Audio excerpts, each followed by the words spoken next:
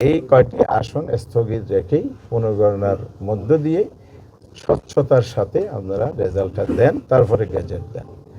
এখন প্রশ্ন তৈরি করার কারণ কি এটাই যে কমপ্লেনগুলো আসছে, সুতরাং এগুলো তাড়াতাড়ি করে ফেললে বেঁচে যায়। আমি জানি না ওনাদের নিয়ত ভালো, ওনারা বলছেন ওনারা স্বচ্ছতার সাথে করেছেন, সবই শুনেছি, কিন্তু আমরাও বলছি যে আমাদের কমপ্লেন আমরা দিয়ে গেলাম, আইনের দরজা খোলা আছে, ওনারাও বলেছেন আমরাও আইনের প্রক্রিয়ার মধ্যে যাব। কিন্তু এখানে আমাদের রাইটটা যে ক্ষুণ্ণ করা হলো, এটা নিয়ে আমাদের প্রশ্ন রয়ে গেলে এই কথা আমরা।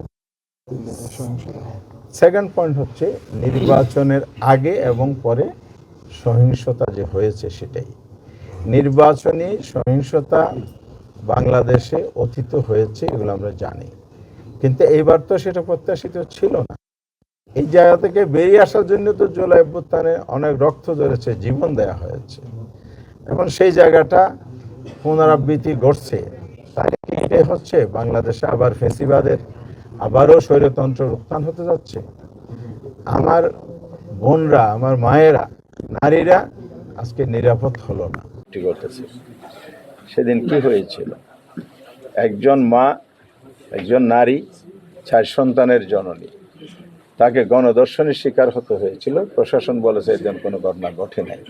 হাতিয়াতে তো একই সুর বাজতেছে, তাহলে সেই স্বৈরাচারী আমলের সুর যদি এই সময়ে বাজে, তাহলে এখানে গুণগত পার্থক্যটা কোথায়, দেশ কোন দিকে যাচ্ছে, এইবার আমরা কনসার্ন। এরপরে আমার নিজের আসনও 3 জন নারীকে আঘাত করা হয়েছে, মাথা ফেটে দেওয়া আছে, রক্তাক্ত করা হয়েছে। বাংলাদেশে বিভিন্ন জায়গায় অসংখ্য, আমরা 54টি জেলার রিপোর্ট সাবমিট করেছি, গণমাধ্যমে আসা রিপোর্ট, আমাদের বিভিন্ন সোর্সের রিপোর্টের ভিত্তিতে এই সহিংস ঘটনাগুলো।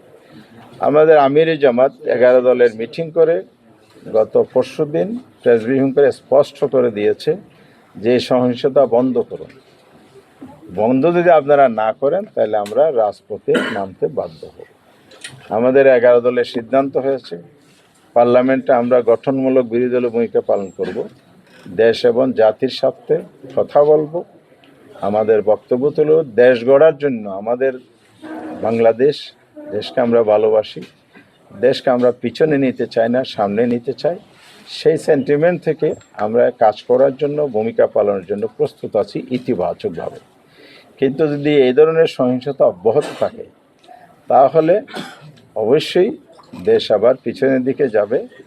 আমরা কোনো অপশক্তির হাতে, যারা ষড়যন্ত্র করে দেশকে অস্থিতির সৃষ্টি করে গণতন্ত্রের অভিযাত্রাকে ধ্বংস করার পায়তারা করবে, সে জায়গায় আমরা আপোষহীন থাকব। এই জন্য প্রয়োজনে আমরা রাস্তায় নামতে বাধ্য।